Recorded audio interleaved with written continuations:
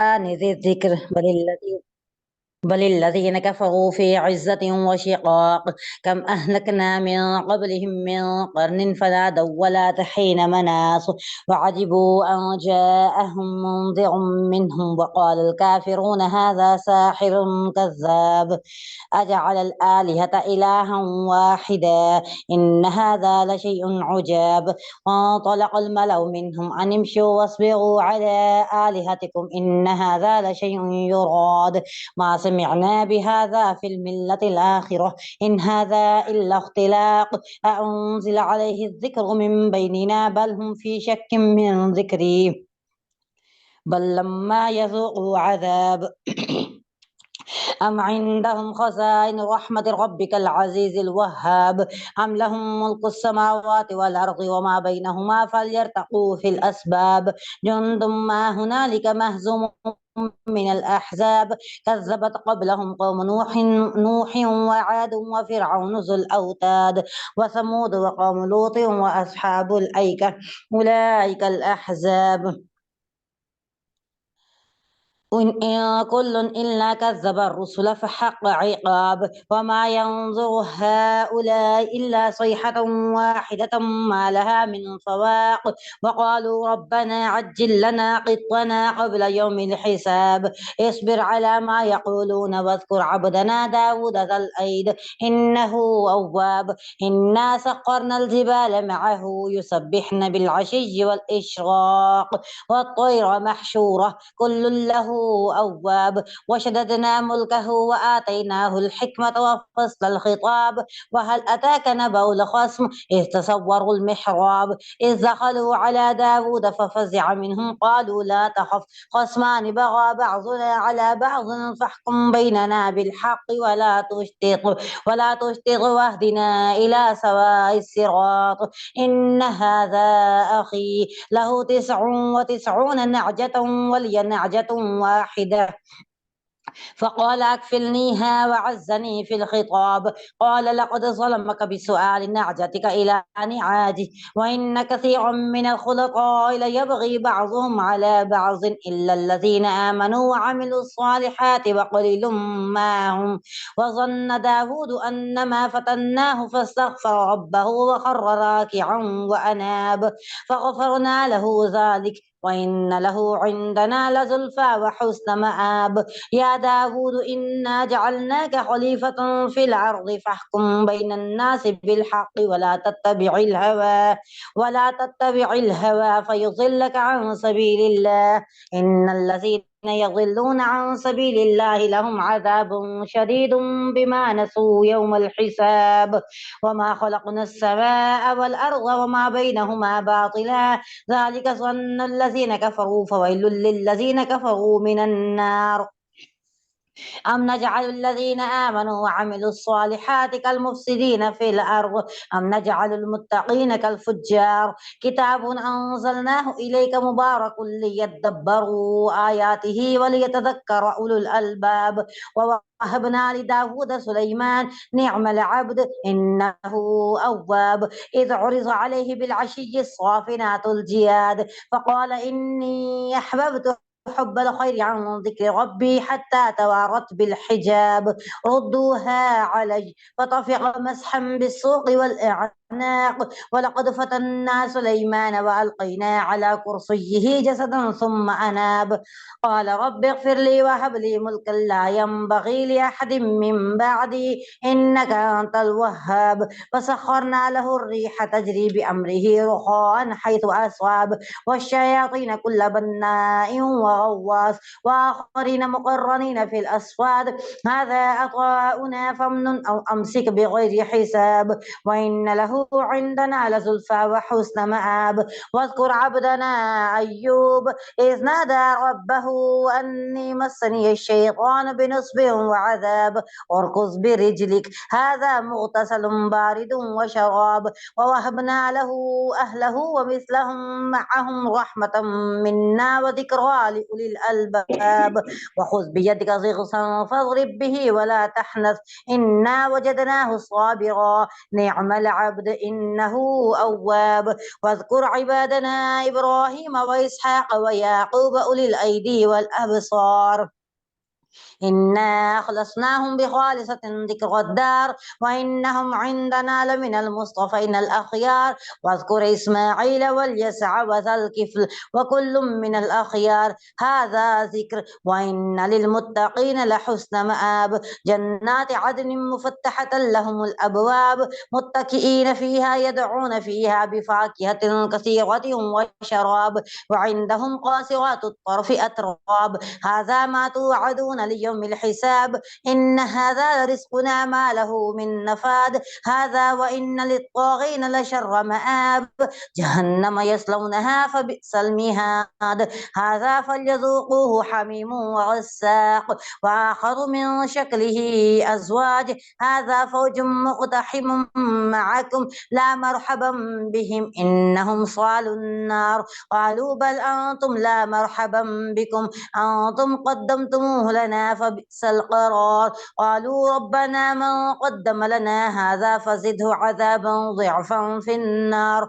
وقالوا ما لنا لا نرى رجالا كنا نعدهم من الأشرار اتخذناهم سخريا أم زاغت عنهم الأبصار إن ذلك لحق تخاصم أهل النار. قل إنما أنا منذر وما من إله إلا الله الواحد القهار رب السماوات والأرض وما بينهما العزيز الغفار. قل هو نبأ عظيم أنتم عنه معرضون ما كان لي من علم بالملأ الأعلى إذ يختصمون إن يوحى إلي إلا أنما أنا نذير مبين. إذ قال ربك للملائكة إني خالق بشرا من طين فإذا سويته ونفخت فيه من روحي فقعوا له ساجدين فسجد الملائكة كلهم أجمعون إلا إبليس استكبر وكان من الكافرين. قال يا إبليس ما منعك أن تسجد لما خلقت بيدي استكبرت أم كنت من العالين. قال أنا خير منه خلقتني من نار وخلقته من طين قال فاخرج منها فإنك رجيم وإن عليك لعنتي إلى يوم الدين. قال رب فأنظرني إلى يوم يبعثون قال فإنك من المنظرين إلى يوم الوقت المعلوم. قال فبعزتك لأغوينهم أجمعين إلا عبادك منهم المخلصين. قال فالحق والحق أقول لأملأن جهنم منك وممن تبعك منهم أجمعين. قل ما أسألكم عليه من أجر وما أنا من المتكلفين إن هو إلا ذكر للعالمين ولتعلمن نبأه بعد حين. صدق الله العظيم.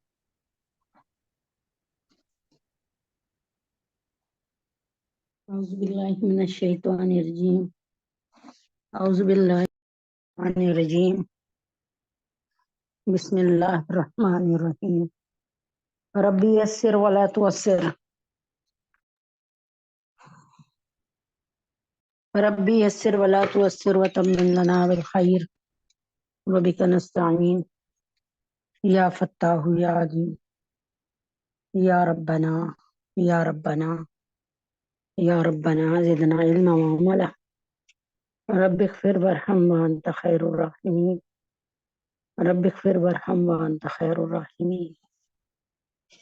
الله أكبر كبيرا والحمد لله كثيرا سبحان الله بكرة وأصيلا. اللهم انفعني بما علمتني وعلمني ما ينفعني وزدنا علما وعملا. الحمد لله على كل حال وأعوذ بالله من حال أهل النار. بسم اللہ الرحمن الرحیم. امید ہے کہ آپ سب خیریت ہوں گے، ایمان کے بہترین درجے میں ہوں گے اور الحمدللہ رب العالمین اپنی دعاؤں میں بنات صفا کو، ہماری مینجمنٹ کو اور ہم سب کو یاد رکھتے ہوں گے. اللہ تعالیٰ آپ کی جان، مال، ایمان میں برکت عطا فرمائے اور اللہ تعالیٰ آپ کو سابقون الاولون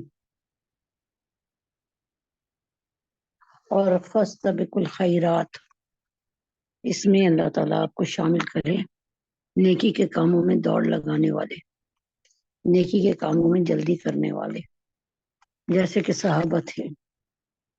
جہاں سے اللہ پاک نے سلسلہ اس وقت منقطع کروایا تھا، وہیں سے سلسلے کو اللہ پاک جاری فرماتے ہیں اور وہیں سے لے کے آگے چلتے ہیں۔ سورہ یاسین جو ہے وہ اپنے دوسرے مرحلے میں داخل ہو گئی ہے۔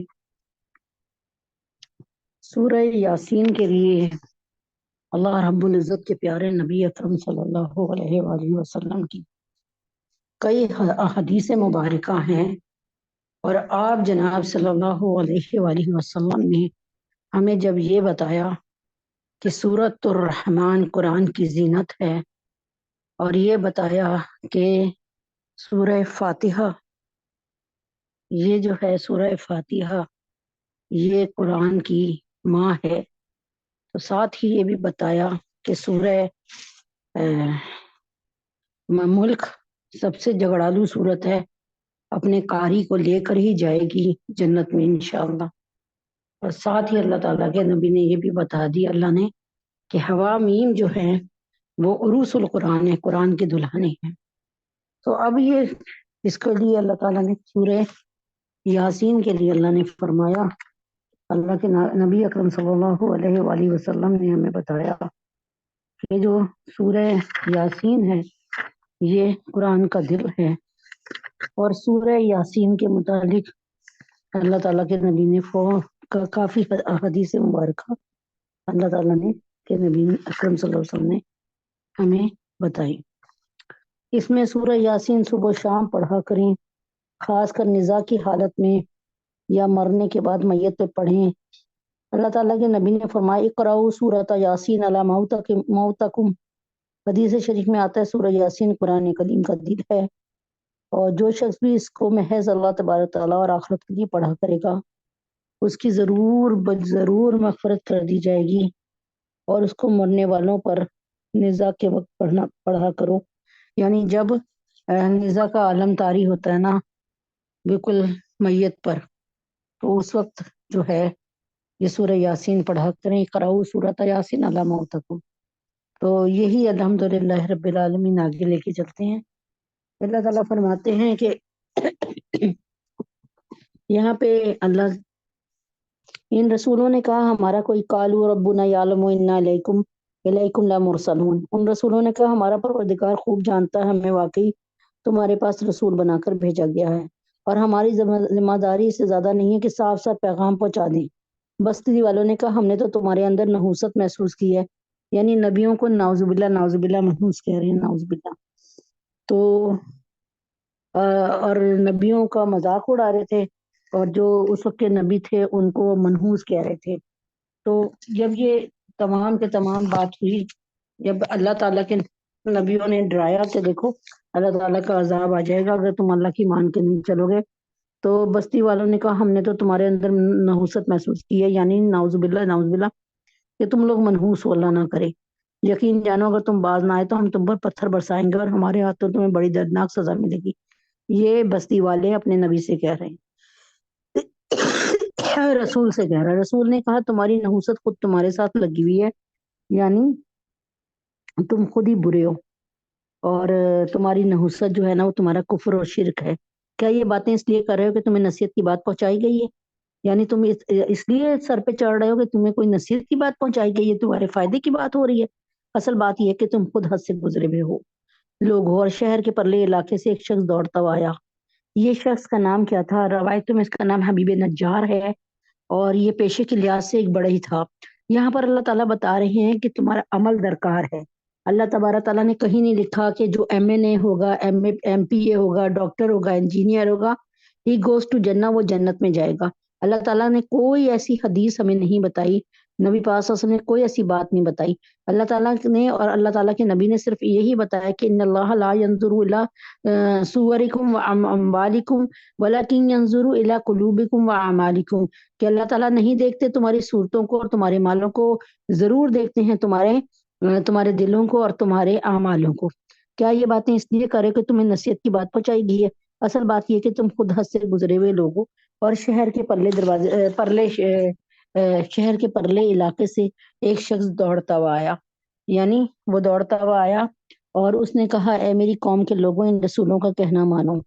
تو یہ جو اللہ تعالیٰ بتا رہے ہیں کہ کہنے کو یہ شخص جن کا نام آج ہم پر ہمارے سامنے لا فانی ہو گیا اور لا ثانی ہو گیا، یعنی ایسا کہ اس کو فنا نہیں آئے گی، ان کو بقا ہی رہے گی۔ جب جب سورہ یاسین پڑھی جائے گی تب تک حبیب نجار کا نام جو ہے وہ زندہ و سلامت رہے گا۔ جب جب قرآن مجید پڑھا جائے گا، حبیب نجار کا نام، جب جب سورہ یاسین پڑھی جائے گی، حبیب نجار کا نام زندہ ہوتا ہے۔ اب یہ ایک پیشے کے لحاظ سے ایک بڑا ہی شخص تھا، یعنی کارپینٹر تھا، لکڑی کا کام کرتا تھا، لیکن اللہ تعالیٰ یہاں بتا رہے ہیں کہ میں اندر سے تقویٰ دیکھتا ہوں، یہ نہیں دیکھتا کہ ڈاکٹر ہے، انجینئر ہے۔ اور ان رسولوں کی دعوت پہلے ہی قبول کر کے ایمان لا چکے تھے یہ حبیب نجار، اور شہر کے سرے پہ کہیں تنہا رہ کر عبادت میں لگے تھے۔ جب انہوں نے پتہ چلا انہیں کہ ان کی قوم کے لوگ ان رسولوں کو تکلیف پہنچانے کے در پہ ہیں، یعنی انہی صادق اور صدوق اور شمون کو، تو یہ جلدی سے وہاں پہنچے اور بڑے مؤثر انداز میں اپنی قوم کے لوگوں کو سمجھانے کی کوشش کی۔ آئیے ان کی زبان سے نکلے ہوئے وہ الفاظ آپ تک پہنچانے کی کوشش کرتی ہوں۔ اے میری قوم کے لوگوں، ان رسولوں کا کہنا مان لو، ان لوگوں کا کہنا مان لو جو تم سے کوئی جرت نہیں مانگ رہے، کوئی تم سے پیسے نہیں مانگ رہے، اور وہ صحیح رستے پہ ہیں، اور بھلا میں اس ذات کی عبادت کیوں نہ کروں جس نے مجھے پیدا کیا۔ یہ الفاظ انہوں نے اتنے خوبصورت بولے، وما لی لا اعبد الذی فطرنی والیہ ترجعون، کہا، فرمایا کہ اور بھلا میں اس ذات کی عبادت کیوں نہ کروں جس نے مجھے پیدا کیا ہے اور اسی کی طرف تم سب کو واپس بھیجا جائے گا۔ بھلا کیا اسے چھوڑ کر میں ایسوں کو معبود بناؤں کہ اگر خدائے رحمان مجھے کوئی نقصان پہنچانے کا ارادہ کر لے تو ان کی سفارش، یعنی ان بتوں کی سفارش میرے کسی کام نہ آئے، اور نہ وہ مجھے چھڑا سکتے ہیں، یعنی اللہ تعالیٰ کے عذاب سے مجھے نہیں بچا سکتے یہ بت۔ اگر میں ایسا کروں گا تو یقیناً میں کھلی گمراہی میں مبتلا ہو جاؤں گا۔ میں تو تمہارے پروردگار پہ ایمان لا چکا، اب تم بھی میری بات سن لو۔ اور ساتھ میں ایک میسج یہ بھی دے دیا کہ میں تمہارے پروردگار پہ ایمان لا چکا، اگر چاہتے حبیب نجار تو کہتے میں اپنے پروردگار پر ایمان لا چکا، لیکن حضرت حبیب نجار کی الفاظ کتنے خوبصورت ہیں کہ میں تمہارے پروردگار پہ ایمان لا چکا، اب تم بھی میری بات سن لو، یعنی میں نے تمہارے پروردگار کو خالق مالک کو مان لیا، اب تم میری بات سنو۔ کیسا خوبصورت انداز! آخر کار بستی والوں نے ان کو قتل کر دیا۔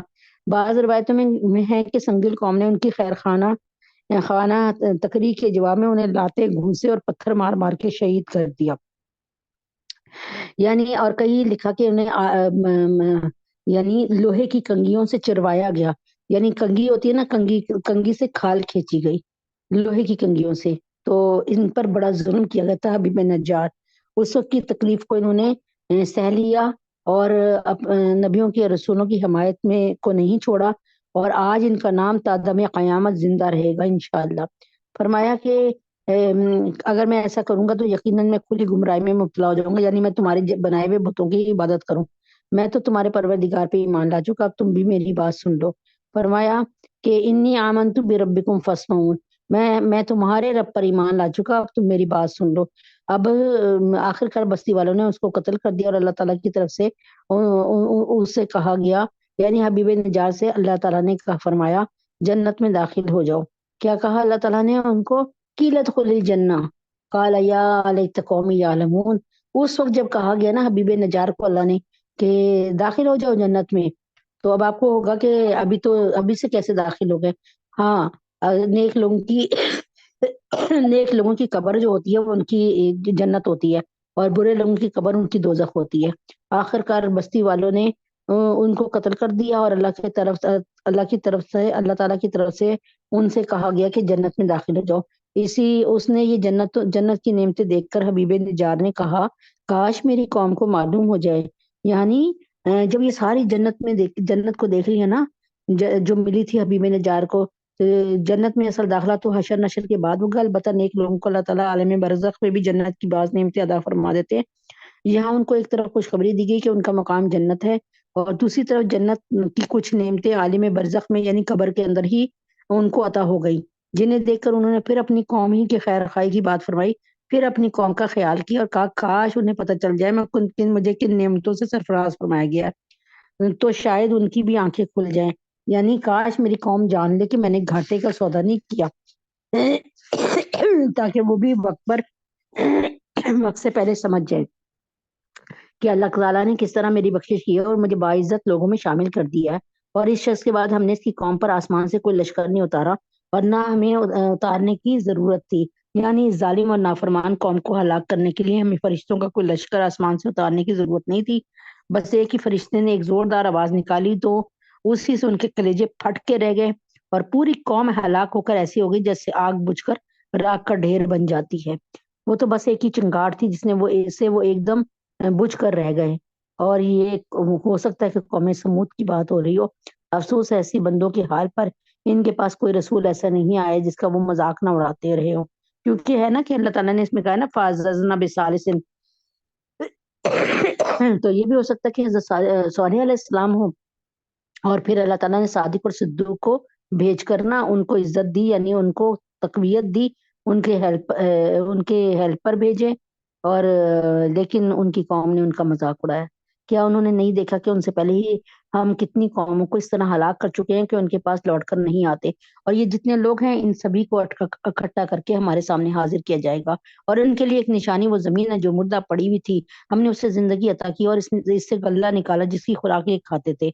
اچھا، اب یہ ہوتا ہے کہ ان کے دل میں خیال آئے گا کہ شاید ہم تو مر جائیں تو پھر اس کے بعد ہم کیسے زندہ ہوں گے۔ تو اللہ تعالیٰ فرماتے ہیں کتنی زمینیں ہیں جو مردہ پڑی ہیں، بالکل کچھ نہیں اگا رہی، کچھ نہیں، سوکھ کر اس میں دراڑیں پڑ گئی ہیں، لیکن جب بارش کا پانی ان میں پہنچتا ہے تو جو بیجے کہیں سے، یعنی اگر کوئی چڑیا کھاتے کھاتے کوئی، جیسے ایک مثال ہے گندم کھاتے کھاتے کوئی گندم کا دانہ پڑ گیا وہاں پہ زمین میں، اللہ پاک نے جب بارش برسائی تو وہ دانہ پھوٹ گیا اور اس میں سے درخت بن گیا، ٹھیک ہے۔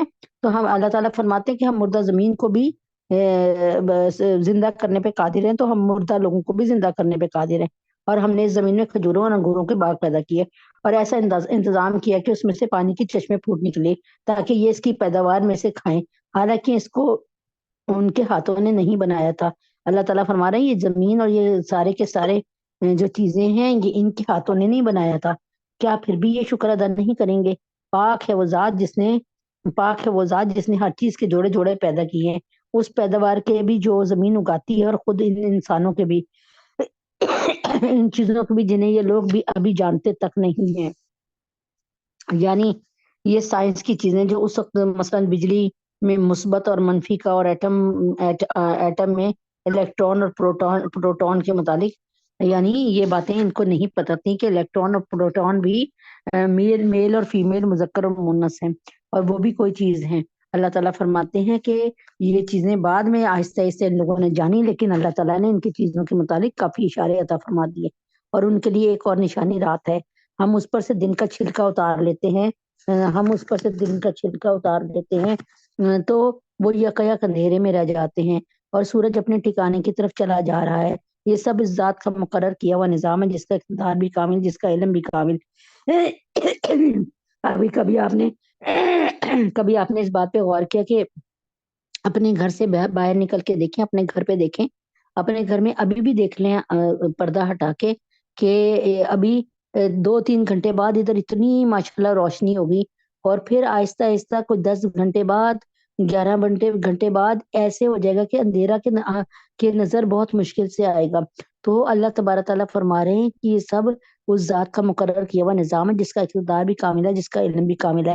سورج کی مجال نہیں کہ وہ نکلنے سے رک جائے، اور سورج کی مجال نہیں کہ وہ اللہ تعالیٰ سے کہے کہ میں آج نہیں ڈوبوں گا، چاند کی مجال نہیں ہے جو وہ اللہ تعالیٰ کی نافرمانی کرے، نافرمانی صرف جنوں انس کرتے ہیں، جنات اور انسان، اور چاند ہے کہ ہم نے اس کی منزلیں ناپ توڑ کر مقرر کر دی۔ کبھی آپ نے دیکھا نا کہ کتنی مشکل سے چاند نظر آتا ہے نا، بڑی دیر تک 11 بجے ہمارے پاکستان میں اعلان ہوتا ہے کہ بھائی کل عید ہوگی یا کل پہلا روزہ ہے، اللہ اکبر کبیرہ، تو یہ اتنا پہلے باریک ہوتا ہے، پھر آہستہ آہستہ بڑھتا ہے، پھر 14ویں تاریخ کا چاند بالکل گول ہو کے بالکل سامنے نمایاں ہو جاتا ہے، پھر یہ 14ویں تاریخ کا چاند آہستہ آہستہ آہستہ گھٹتا ہے، یہاں تک کہ اماوس کی راتیں جب آتی ہیں، یعنی آخری ڈیٹس جب آتی ہیں نا 28 29 وغیرہ، تو پھر یہ بالکل نظر ہی نہیں آتا، پھر یہ آہستہ آہستہ طلوع ہوتا ہے پہلی سے۔ تو اللہ تعالیٰ فرماتے ہیں کہ یہ تمہارے بس کے کام نہیں ہے، یہ میں کرتا ہوں. یہاں تک کہ وہ جب ان منزلوں کے دور سے لوٹ کر آتا ہے تو کھجور کی پرانی ٹہنی کی طرح پتلا ہو کر رہ جاتا ہے. نظر ہی نہیں آتا نا چاند. جیسے کھجور کی پرانی ٹہنی بالکل باریک سی، تو نہ تو سورج کی مجال ہے کہ وہ چاند کو جا پکڑے، اور نہ رات دن سے آگے نکل سکتی ہے. اور یہ سب اپنے اپنے مدار میں یعنی اپنے اپنے آربٹ میں تیرتے رہتے ہیں، یعنی چلے جا رہے ہیں اپنے اپنے آربٹ میں، اپنے مرکز سے نہیں ہٹتے. یعنی پورے مہینے کا دورہ مکمل کرنے کے بعد آخر میں 1 یا 2 راتوں میں تو چاند غائب ہو جاتا ہے. پھر جب دوسرا دور شروع ہوتا ہے تو وہ اپنا اتنا پتلا، خمدار اور پیلا ہو جاتا ہے جیسے کھجور کے درخت کی وہ شاخ جو پرانی ہو کر پتلی، خمدار اور پیلی ہو جاتی ہے. اسی طرح بالکل چاند بھی ہو جاتا ہے. اس کا ایک مطلب یہ ہے کہ چاند اور سورج دونوں اپنے اپنے مدار میں چلے جا رہے ہیں. سورج کی مجال نہیں ہے کہ وہ چاند کے مدار میں داخل ہو جائے. اور دوسرا مطلب یہ بھی ہے کہ سورج کے لیے یہ ممکن نہیں ہے کہ رات کے وقت جب چاند افق پر موجود ہو اس وقت نکل آئے اور رات کو دن بنا دے. یعنی کبھی یہ بھی ہو سکتا ہے نا کہ سورج کے دل میں آئے کہ میں رات کے 12 بجے نکل آؤں، لیکن اللہ تعالیٰ کہہ رہے ہیں کہ ان کی مجال بھی نہیں ہے کہ وہ ایسا کر کے دیکھیں. اور ان کے لیے ایک نشانی یہ کہ ہم نے ان کی اولاد کو بھری ہوئی کشتی میں سوار کیا، اور ہم نے ان کے لیے اس جیسی اور چیزیں پیدا کی جن پر یہ سواری کرتے ہیں، اور اگر ہم چاہیں تو انہیں غرق کر ڈالیں. اب دیکھ لیں پہلے کیا سے سواری تھی، گدھے پہ سواری تھی، گھوڑے پہ سواری تھی، اونٹ پہ سواری تھی، ٹھیک ہے نا. لیکن اب کیا ہو رہا ہے کہ اللہ تعالیٰ نے سواری کے لیے کیسی چیزیں بنا دی. اب گاڑیوں کے نام اتنے ہیں کہ میں کیا کتنی گاڑیوں کا نام دوں. ہوائی جہاز ہے، گاڑیاں ہیں، ٹرینیں ہیں، بلٹ ٹرینیں ہیں، ایسی ٹرین جو گولی کی طرح جاتی ہے. اور کتنا کچھ اللہ پاک نے اس کو بنا دیا. اب آپ کے دل میں آئے گا کہ یہ تمام چیزیں انسانوں نے بنائی ہیں. نہیں، شاہ ولی اللہ صاحب کا فرمان ہے کہ اللہ تبارک تعالیٰ نے یہ تمام چیزیں بنا کر چھپا دی ہیں. اب اس کو جو بھی ڈسکور کر لے یا دریافت کر لے، یہ تو ایجاد تو اللہ ہی نے کی ہے، دریافت جو مرضی کر لے. اب وہ کہے گا جی میں نے اس کو ایجاد کیا ہے، حالانکہ اللہ پاک نے یہ بنا کے چھپا دی ہیں، اور وقت کے ساتھ ساتھ ہی وقت کے مطابق نکلتی ہیں اور فائدہ دیتی ہیں. اور اگر ہم چاہیں تو انہیں غرق کر ڈالیں، جس کے بعد نہ تو کوئی ان کی فریاد کو پہنچے، نہ ہی ان کی جان بچائی جا سکے. تو لیکن یہ سب ہماری طرف سے ایک رحمت ہے، اور ایک معین وقت تک زندگی کا مزہ اٹھانے کا موقع ہے جو انہیں دیا جا رہا ہے. اور جب ان سے کہا جاتا ہے کہ بچو اس عذاب سے جو تمہارے سامنے ہے اور جو تمہارے مرنے کے بعد آئے گا تاکہ تم پر رحم کیا جائے، تو وہ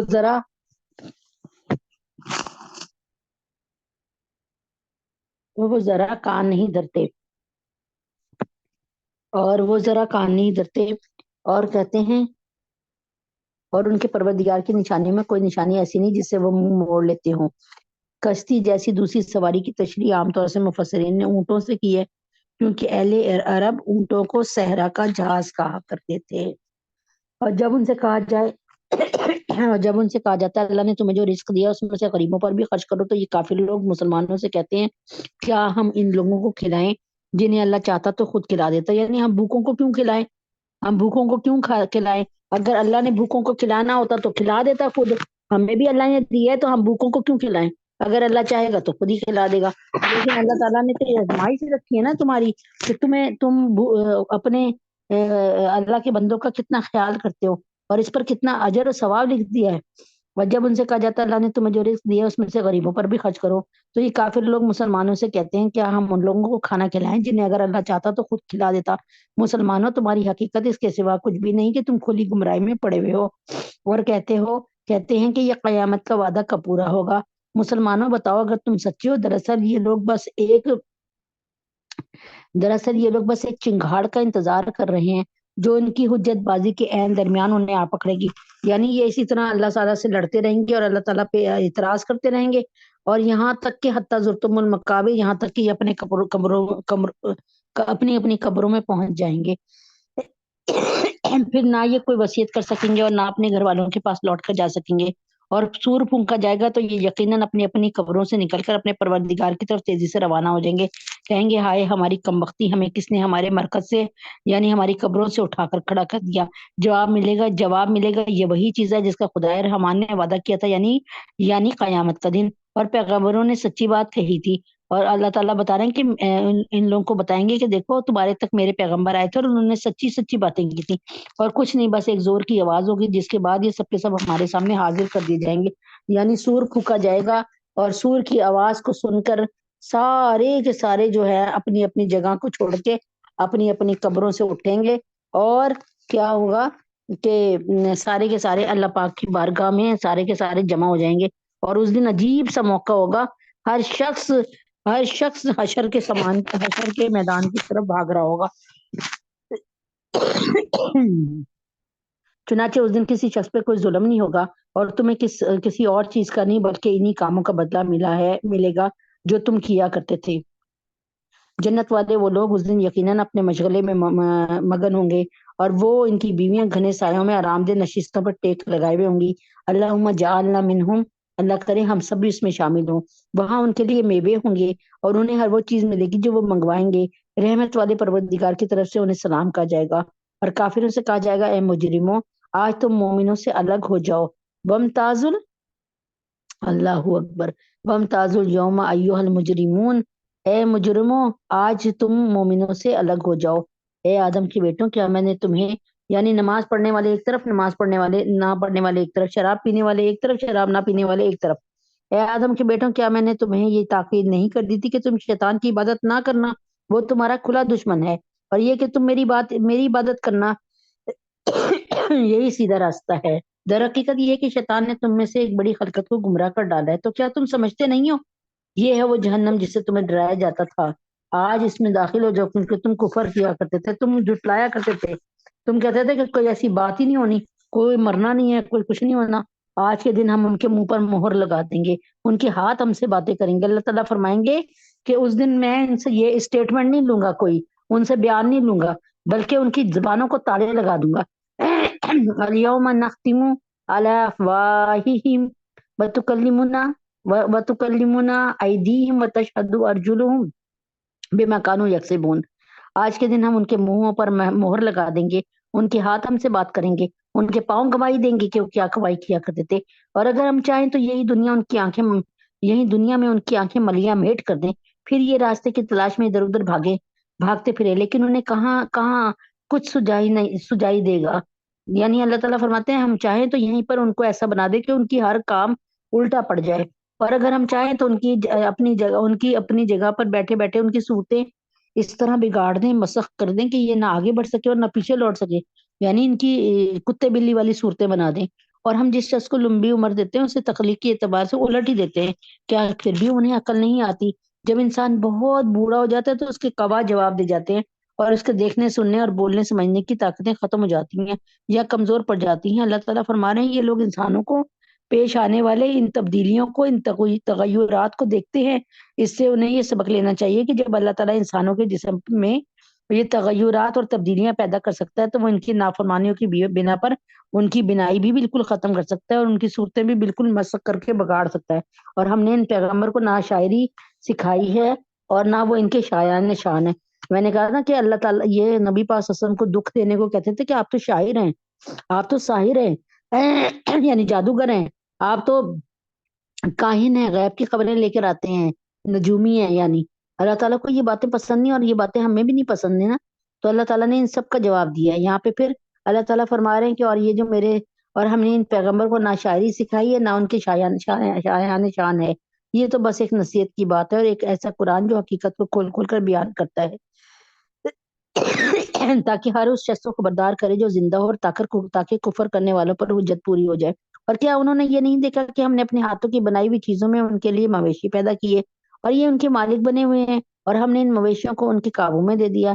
چنانچہ ان میں کچھ وہ ہیں جو ان کی سواریاں بنے ہوئے ہیں، یعنی گھوڑا وغیرہ، گدھا وغیرہ، اور کچھ وہ ہیں جنہیں یہ کھاتے ہیں، یعنی بھینس اور بکری وغیرہ جو ہم کھاتے ہیں، مرغی جو نیز ان کو ان مویشیوں سے اور بھی فائدے حاصل ہوتے ہیں، اور پینے کی چیزیں ملتی ہیں، یعنی دودھ وغیرہ۔ کیا پھر بھی یہ شکر نہیں بجا لائیں گے؟ اور انہوں نے اللہ کو چھوڑ کر اس امید پر دوسرے خدا بنا رکھے کہ انہیں ان سے مدد ملے۔ اب یہ مدد کس سے مانگ رہے ہوتے ہیں؟ لات و عزا منات سے، اپنے بنائے ہوئے بتوں سے، اپنے ہاتھوں سے بنائے ہوئے بتوں سے، حالانکہ ان میں یہ طاقت بھی نہیں ہے کہ ان کی مدد کر سکیں، بلکہ وہ ان کے لیے ایک ایسا مخالف لشکر بنیں گے جسے قیامت میں ان کے سامنے حاضر کر لیا جائے گا۔ یعنی یہ بت ان کے لیے عذاب جان ہو جائیں گے، جن کی آج وہ پوجا کر رہے ہیں نا، یہ ان کے لیے عذاب جان ہو جائیں گے، یہ ان کے لیے عذاب جان ہو جائیں گے۔ اور جب یہ اچھا مخالف لشکر بن جائیں گے، یعنی جب ان کو بتوں کو بھی اگر زبان دی جائے گی اللہ کے یا قرآن کے مطابق، تو یہ کہیں گے ہم نے ان کو کہا تھا کہ ہماری پوجا کرو، ہم نے تو ان کو نہیں کہا تھا، جائیں جہاں مرضی جہنم میں۔ تو بلکہ وہ ان کے لیے ایک ایسے مخالف لشکر بنیں گے یہ، یا ایسے ہی جو جن پیروں فقیروں کو لوگ مانتے ہیں نا، جو اللہ سے دور کرنے والے پیر، دھوکے باز پیر، تو کیا بلکہ وہ ان کے لیے ایک ایسا مخالف لشکر بنیں گے جسے قیامت میں ان کے سامنے حاضر کر لیا جائے گا۔ میں نے بتایا نا کہ شیطان تک کہے گا مجھے کیا، میں نے تو ان کو ایک راہ دکھائی تھی، یہ کیوں چل پڑے تھے؟ غرض ہے پیغمبر ان کی باتیں تمہیں رنجیدہ نہ کریں، یقین جانو ہمیں سب کچھ معلوم ہے، یہ کیا کچھ چھپاتے ہیں اور کیا کچھ ظاہر کرتے ہیں۔ اور کیا انسان نے یہ نہیں دیکھا کہ ہم نے اسے نطفے سے پیدا کیا، پھر اچانک وہ کھلم کھلا جھگڑا کرنے والا بن گیا؟ یعنی ایک منی کے ٹپکے سے، ایک گندے پانی سے اللہ تعالیٰ نے انسان کو پیدا کیا، اور آج یہ ہے کہ جب وہ پیدا ہو کے آتا بھی ہے تو وہ اس قابل نہیں ہوتا کہ وہ اپنا پیشاب پخانا دھو سکے، اور اپنی اس کے پیٹ میں درد ہو یا کچھ ہو وہ اپنی تکلیف نہیں بتا سکتا۔ لیکن پھر کیا ہوتا ہے جب جوان ہوتا ہے تو پھر اچانک وہ کھلم کھلا جھگڑا کرنے والا بن جاتا ہے، اللہ ہی پہ اعتراض کرنے لگتا ہے، اپنے ماں باپ ہی کو مارنا شروع ہو جاتا ہے، ہمارے بارے میں تو باتیں بناتا ہے اور خود اپنی پیدائش کو بھلا بیٹھا ہے، کہتا ہے ان ہڈیوں کو کون زندگی دے گا جبکہ وہ گل چکی ہوں۔ یعنی ایک دفعہ کیا ہوا تھا کہ آس بن وائل سہمی جو تھا نا، بدبخت ملعون، یہ وہ تھے آس بن وائل سہمی، اخنس بن شریک، ولید بن مغیرہ مخرومی، ابو جہل، ابو لہب، یہ مطلب امیہ بن خلف،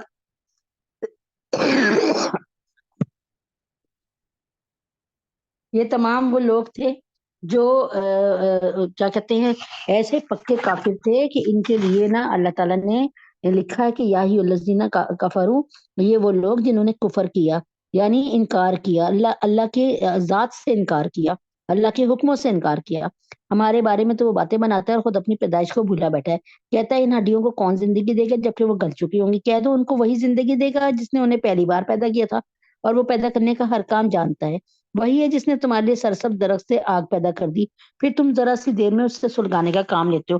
عرب میں دو درخت ہیں، ایک مرخ اور دوسرا افار، اہل عرب اس سے چمکا کا کام لیتے تھے، یعنی آگ ان سے جلاتے تھے ان کو رگڑ کے، اور ان کو ایک دوسرے کے ساتھ رگڑنے سے آگ پیدا ہو جاتی تھی۔ فرمایا جا رہے ہیں کہ جس ذات نے ایک سرسبز درخت سے، اب آپ کو پتا نا سوکھی ٹہنیوں کو شاید رگڑنے سے آگ پیدا ہو جائے، لیکن ایک سرسبز درخت جو ہے اس میں، سرسبز درخت میں تو ویسے ہی پانی ہوتا ہے، آپ کسی پتے کو توڑ کے دیکھ لیں گے ہلکا سا پانی ضرور نکلے گا اس کے۔ تو فرمایا کہ جس ذات نے ایک سرسبز درخت سے آگ پیدا کر دی اس کے لیے دوسری جمادات میں زندگی پیدا کرنا کیا مشکل ہے؟ یعنی جب اللہ تعالیٰ سرسبز درخت سے آگ پیدا کر سکتا ہے تو کہیں سے بھی اللہ تعالیٰ جو ہے کسی چیز کو بھی زندہ کر سکتا ہے۔ بھلا جس ذات نے آسمانوں اور زمینوں کو پیدا کیا، کیا وہ اس بات پہ قادر نہیں کہ ان جیسوں کو دوبارہ پیدا کر سکے؟ کیوں نہیں، جبکہ وہ سب کچھ پیدا کرنے کی پوری مہارت رکھتا ہے۔ اس کا معاملہ تو یہ ہے کہ جب وہ کسی چیز کا ارادہ کر دے تو صرف اتنا کہتا ہے ہو جا، یعنی اللہ تعالیٰ نے اگر ارادہ کر لیا تھا انما امرہ اذا اراد شیئا ان یقول له کن فیکون، فسبحان الذی بیدہ ملکوت کل شیء والیہ ترجعون، اللہ تعالیٰ فرماتے ہیں کہ بس وہ ہو جاتی ہے، غرض پاک ہے وہ ذات جس کے ہاتھ میں ہر چیز کی حکومت ہے، اور اسی کی طرف تم سب کو آخر کار لے جایا جائے گا۔ سورۃ یاسین اللہ پاک نے اختتام تک پہنچوائی، اور سورۃ الصافات، سورہ صافات کو اگر میں یہ یوں کہوں کہ اگر میں سورۃ الصافات، یعنی اگر میں یہ کہوں کہ اس میں اللہ تعالیٰ نے ان کا ذکر کیا ہے جنہوں نے اپنی جانیں اللہ تعالیٰ کے لیے لگا دی اور وہ امورٹل ہو گئے، یعنی وہ لا فانی ہو گئے، اب قیامت تک ان کا زندہ رہے گا، اور دنیا میں کوئی اور ان لوگوں کا ذکر ہے جن کے نام پر ہم اپنے بچوں کے نام رکھتے ہیں، اور ہم فخر کرتے ہیں کہ ہمارے بچے کا نام جو ہے وہ اتنا خوبصورت ہے۔ سورۃ الصافات، جزاک اللہ خیر۔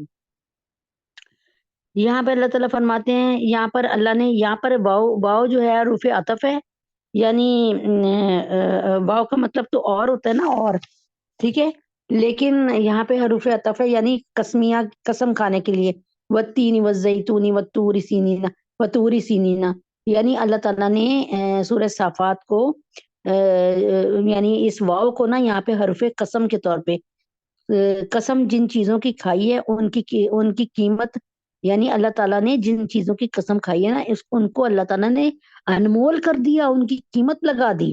والصافات صفا، والصافات صفا، قسم ہے ان کی جو پرے باندھ کر صف بناتے ہیں، اور پھر ان کی جو روک ٹوک کرتے ہیں، اور پھر ان کی جو ذکر تلاوت کرتے ہیں. تمہارا معبود ایک ہی ہے جو تمام آسمانوں اور زمینوں کا اور اس کے درمیان کی ہر چیز کا مالک ہے. ان تمام مقامات کا مالک جہاں سے ستارے طلوع ہوتے ہیں. یعنی اللہ تعالیٰ آسمان کا بھی مالک ہے، زمین کا بھی، اور ان کے درمیان جتنی خلا ہے نا، جس میں بیکٹیریا بھی ہیں، جس میں پرندے اڑ رہے ہوتے ہیں، جس میں جو ہے پہاڑوں کے ایج یعنی پہاڑوں کے کونے ہوتے ہیں فضا میں. اللہ تعالیٰ ہر چیز کا مالک ہے. اکثر مفسرین کے مطابق اس سے مراد فرشتے ہیں. والصافات صفا، یعنی جو اللہ تعالیٰ کی عبادت کے وقت یا اللہ تعالیٰ کا حکم سننے کے لیے صف باندھ کر کھڑے ہو جاتے ہیں. لیکن الفاظ میں فرشتوں کا نام نہیں لیا گیا. شاید اس کی وجہ یہ ہے کہ اس سے اللہ تعالیٰ نے ہمیں یہ ہدایت دینی ہے کہ کسی اجتماعی کام کے وقت لوگوں کا ایک غیر منظم بھیڑ کی شکل میں جمع ہو جانا یعنی اللہ تعالیٰ کو پسند نہیں. یعنی لوگ ہیں، کوئی کہیں سے آگے جا رہا ہے، بلکہ اللہ تعالیٰ کو قطار بنا کر آنا پسند ہے. بلکہ ایسے موقع پہ سفر قطار بنا کر نظم و ضبط کا مظاہرہ اللہ تعالیٰ کو پسند ہے. اس لیے نماز میں بھی صف بندی کی بڑی تاکید ہے. اور جو صفو، آپ کو پتہ ہے، آپ عرب میں جاتے ہیں اور حرم میں نماز پڑھتے ہیں تو وہ کہتے ہیں صفو، یعنی صف بنا لو اپنی. اور جہاد کے وقت بھی صف بنانے کا اہتمام کیا گیا ہے. اور آپ کو پتہ ہے ہر اول دستہ، یعنی جہاد میں بھی ایسا ہوتا ہے کہ ہر اول دستہ، پھر جو ہے وسطی، پھر عقبہ، یعنی یہ تمام کے تمام دستے بنتے ہیں جہاد کے موقع پہ بھی. اللہ تعالیٰ کو قطار بنا کر ایک کام کرنا وہ زیادہ پسند ہے. بہرحال یہ تینوں صفتیں فرشتوں کی ہیں. ان میں بندگی کی تمام صورتیں جمع ہیں، یعنی سب باندھ کر اللہ تعالیٰ کی عبادت کرنا، طاغوتی طاقتوں پہ روک ٹوک کرنا، یعنی یعنی شیطان کو آگے نہ بڑھنے دینا، اور اللہ تعالیٰ کے کلام کی تلاوت اور ذکر میں مشغول رہنا. یہ فرشتوں کا ذکر ہے. اگر فرشتوں کے ان حالات پر غور کریں تو وہ سب اللہ تعالیٰ کی بندگی میں لگے ہوئے ہیں. اور اللہ تعالیٰ سے ان کا رشتہ باپ بیٹی کا نہیں ہے، بلکہ عابد اور معبود کا ہے. یعنی یہ قریش مکہ کیا کہتے تھے کہ اللہ تعالیٰ کی بیٹیاں فرشتے ہیں. بے شک ہم نے نزدیک والے آسمانوں کو ستاروں کی شکل میں ایک سجاوٹ عطا کی ہے، اور ہر شریر شیطان سے حفاظت کا ذریعہ بنایا ہے. وہ اوپر کے جہان کی باتیں نہیں سن سکتے اور ہر طرف سے ان پہ مار پڑتی ہے. نبی پاک صلی اللہ علیہ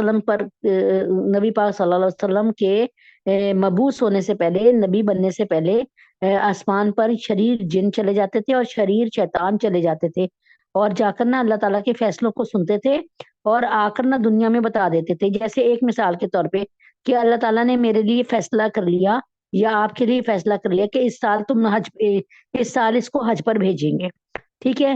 تو وہاں کے کہانوں اور وہاں کے جادوگروں کو جا کے بتا دیتے تھے کہ فلاں فلاں کو یہ جا کے بات بتا دو کہ اب اس سال تم حج پہ جاؤ گے.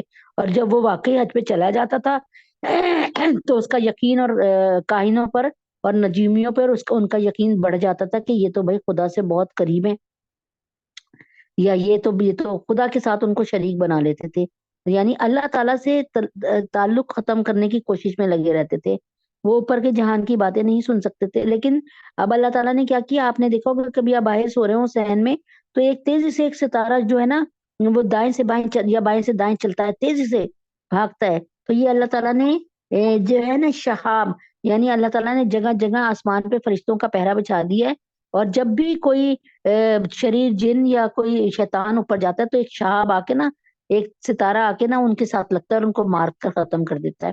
تو یہ تب ہوا جب اللہ تعالیٰ نے قرآن نازل کرنا تھا.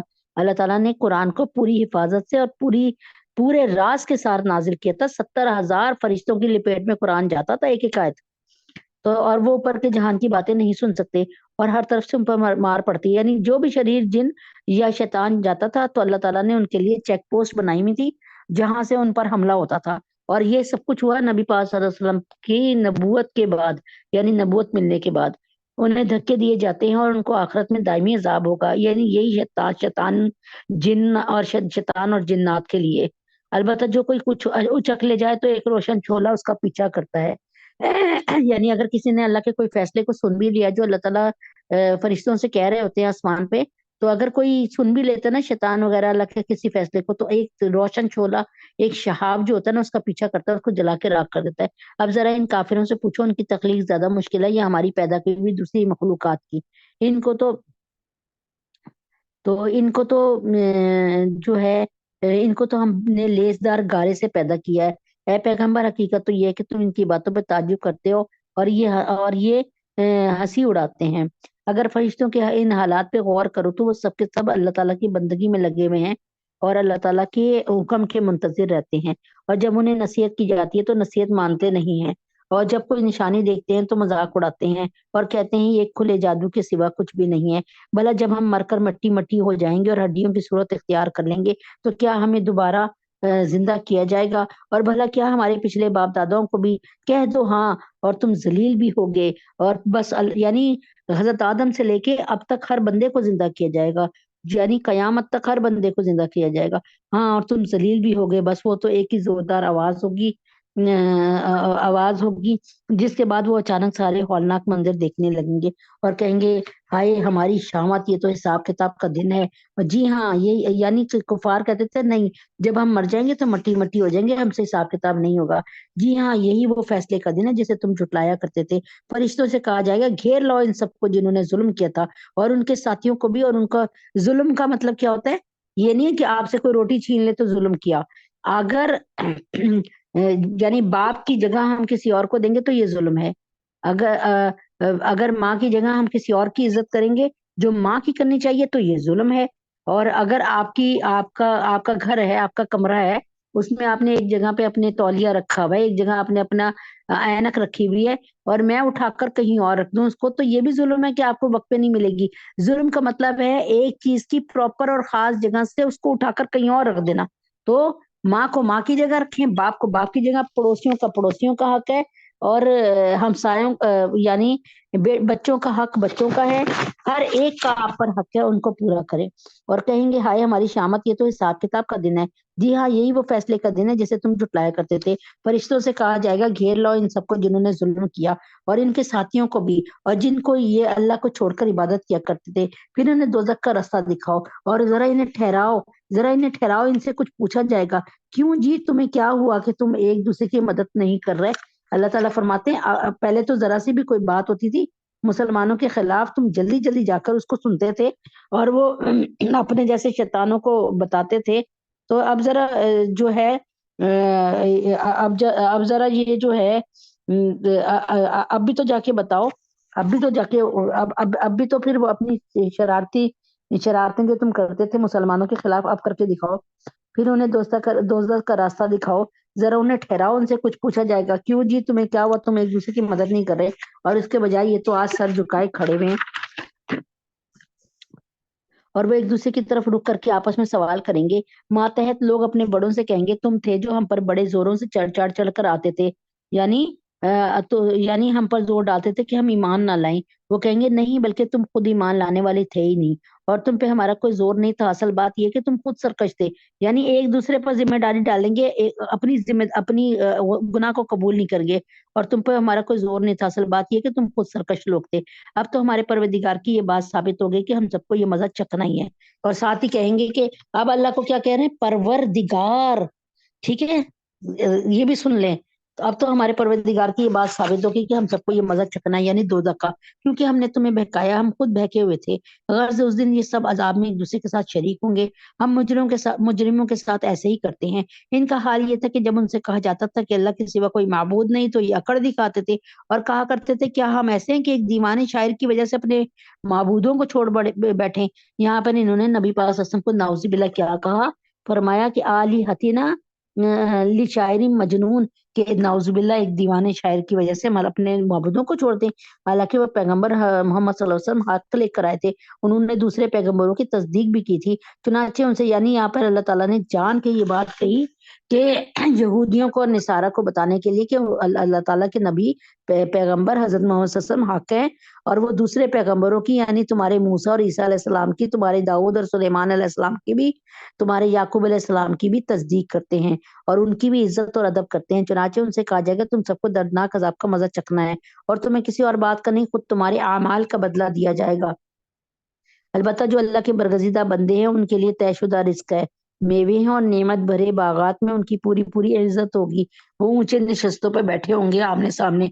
ऐसे लतीफ शराब के जाम उनके लिए गर्दिश में आएंगे। अब ये वाली शराब तो नशा भी करती है ना, اور ہمارے ہوش و حواس اڑا دیتی ہے، ماں بہن کی ہمیں تمیز بھول جاتی ہے، اور منہ سے بدبو آتی ہے، چکر آتے ہیں، عقل ماری جاتی ہے، مت ماری جاتی ہے۔ وہاں جو شراب ہوگی نا اللہ تعالیٰ کی شراب، شرابن طہورن، اس سے آپ کی آنکھیں اور مزید کھل جائیں گی، اور وہاں پر اس سے آپ کی صلاحیتیں اور مزید بڑھ جائیں گی، خوبصورتی مزید بڑھ جائے گی، آپ کی نہ عقل کھوئے گی، نہ آپ کی صحت پر کوئی اثر پڑے گا۔ اچھا، اللہ تعالیٰ فرماتے ہیں کہ ایسی لطیف شراب کے جام ان کے لیے گردش میں آئیں گے جو سفید رنگ کی ہوگی، یعنی یہاں پر شراب ہوتی ہے براؤن سے کلر کی غالباً، پینے والوں کے لیے سراپا لذت ہوگی، نہ ان سے سر میں خمار ہوگا، یعنی نہ ان کو کوئی مستی چڑھے گی، نہ ان کی عقل بہکے گی۔ یہاں تو شرابی کو دیکھو نا اپنے قدموں پہ چل ہی نہیں پاتا، اور ان کے پاس وہ بڑی بڑی آنکھوں والی خواتین ہوں گی جن کی نگاہیں اپنی شوہروں پر مرکوز ہوں گی، یہ حوریں ہوں گی جو اپنے شوہروں کے سوا کسی اور کی طرف نظر اٹھا کے نہیں دیکھیں گی۔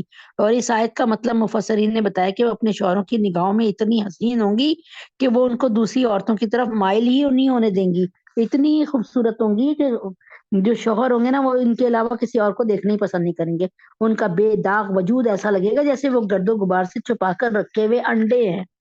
انڈوں کو دیکھیں نا کہ گرد و غبار میں پڑے ہوئے بھی انڈے کیسے صاف ستھرے لگتے ہیں۔ پھر جنتی لوگ ایک دوسرے کی طرف متوجہ ہو کر آپس میں سوالات کریں گے کہ ان میں سے ایک کہنے والا کہے گا، میرا ایک ساتھی تھا جو مجھ سے کہا کرتا تھا، کیا تم واقعی ان لوگوں میں سے جو آخرت کی زندگی کو سچ مانتے ہو؟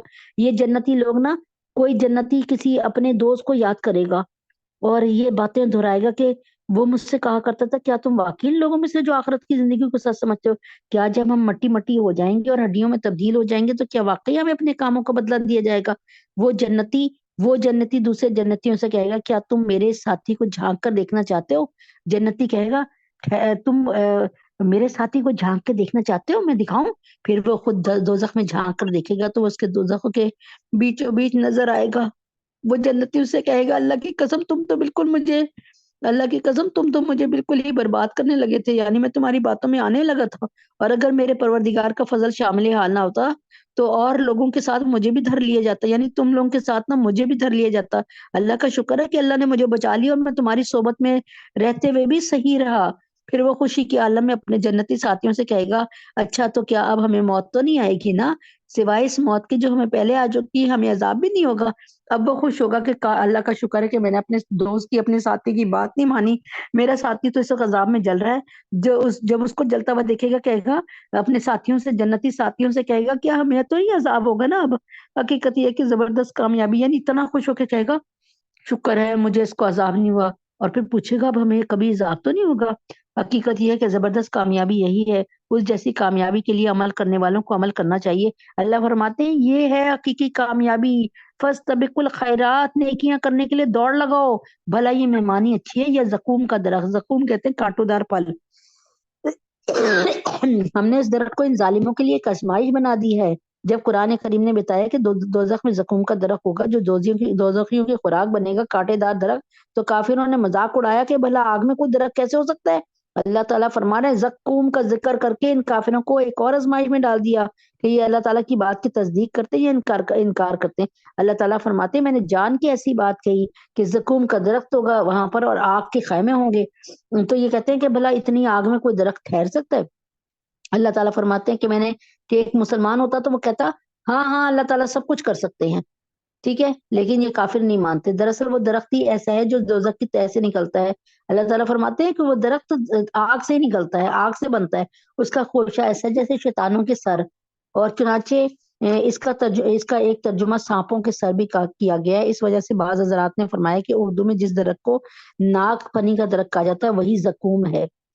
تو اللہ تعالیٰ فرماتے ہیں کہ اللہ تبارک تعالیٰ فرماتے ہیں چنانچہ وہ دوزخی لوگ اس میں سے خوراک حاصل کریں گے اور اسی سے پیٹ بھریں گے، پھر انہیں ان کے اوپر سے کھولتے ہوئے پانی کا امیزہ ملے گا، یعنی کھولتا ہوا پانی پینا پڑے گا، پھر وہ لوٹیں گے تو اس دوزخ کی طرف لوٹیں گے، یعنی وہ ہمیشہ دوزخ ہی میں رہیں گے، کہیں بھی چلے جائیں گے واپس دوزخ میں آئیں گے۔ انہوں نے اپنے باپ دادوں کو گمراہی کی حالت میں پایا، چنانچہ یہ انہی کے نقش قدم پر لپک لپک کر دوڑ دوڑ کے چلتے رہے، اور ان سے پہلے جو لوگ گزر چکے ہیں ان میں اکثر لوگ بھی گمراہ ہوئے، اور حقیقت یہ ہے کہ ہم نے ان کے درمیان خبردار کرنے والے پیغمبر بھیجے تھے۔